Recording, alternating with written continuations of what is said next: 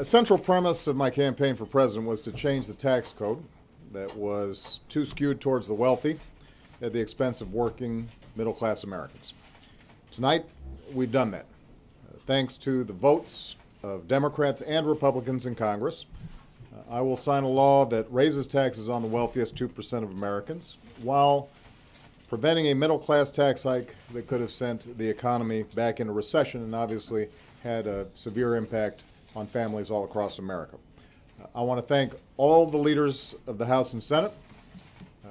In particular, I want to thank the work that was done by my extraordinary Vice President, Joe Biden, as well as Leader Harry Reid, Speaker Boehner, Nancy Pelosi, and Mitch McConnell. Everybody worked very hard on this, and I appreciate it. And Joe, once again, I want to thank you for your great work. Under this law, more than 98% of Americans and 97% of small businesses will not see their income taxes go up. Millions of families will continue to receive tax credits to help raise their kids and send them to college. Companies will continue to receive tax credits for the research that they do, the investments they make, and the clean energy jobs that they create. And 2 million Americans who are out of work, but out there looking, pounding the pavement every day, are going to continue to receive unemployment benefits as long as they're actively looking for a job. But I think we all recognize this law is just one step in the broader effort to strengthen our economy and broaden opportunity for everybody. The fact is, the deficit is still too high, and we're still investing too little in the things that we need for the economy to grow as fast as it should. And that's why Speaker Boehner and I originally tried to negotiate a larger agreement that would put this country on a path to paying down its debt while also putting Americans back to work, rebuilding our roads and bridges, and providing investments in areas like education and job training.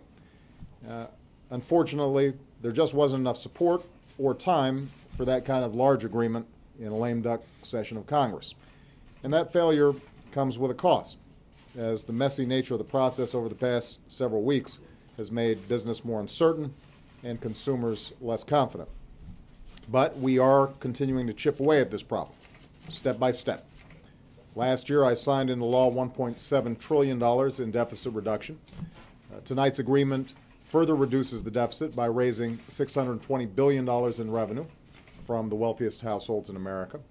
And there will be more deficit reduction as Congress decides what to do about the automatic spending cuts that we have now delayed for 2 months.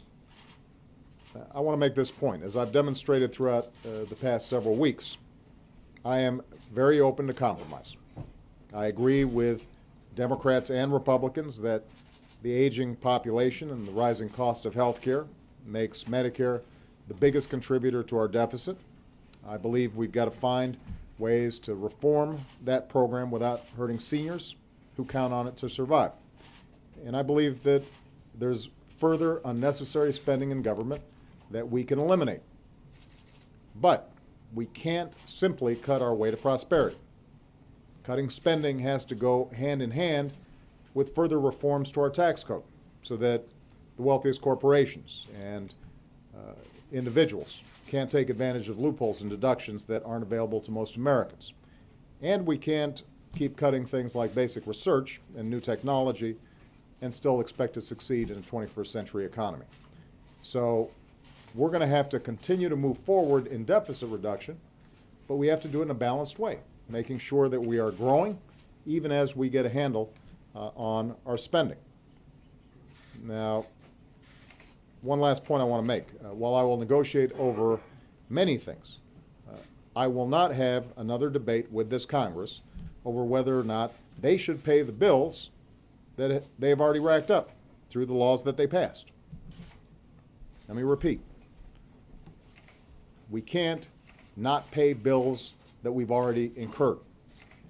If Congress refuses to give the United States government the ability to pay these bills on time, the consequences for the entire global economy would be catastrophic, far worse than the impact of a fiscal cliff.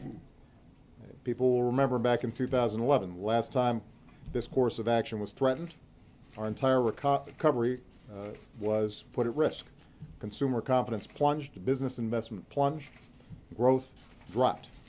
We can't go down that path again. Now, today's agreement enshrines, I think, a principle into law that will remain in place as long as I am president. The deficit needs to be reduced in a way that's balanced. Everyone pays their fair share. Everyone does their part. That's how our economy works best. That's how we grow.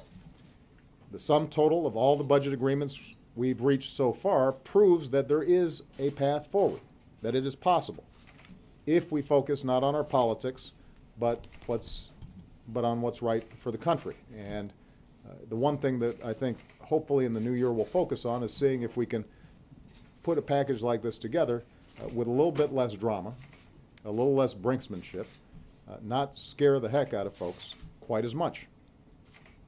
We can come together as Democrats and Republicans to cut spending and raise revenue in a way that reduces our deficit, protects our middle class, provides ladders into the middle class for everybody who's willing to work hard. We can find a way to afford the investments that we need to grow and compete. We can settle this debate, or at the very least, not allow it to be so all-consuming all the time that it stops us from meeting a host of other challenges that we face. Creating jobs, boosting incomes, fixing our infrastructure, fixing our immigration system, protecting our planet from the harmful effects of climate change, boosting domestic energy production, protecting our kids from the horrors of gun violence. It's not just possible to do these things, it's an obligation to ourselves and to future generations. And I look forward to working with every single member of Congress to meet this obligation in the new year. And I hope that everybody now gets at least a day off, I guess, or a few days off, so that people can refresh themselves, because we're going to have a lot of work to do in 2013. Thanks, everybody. Happy New Year. Sir, don't you have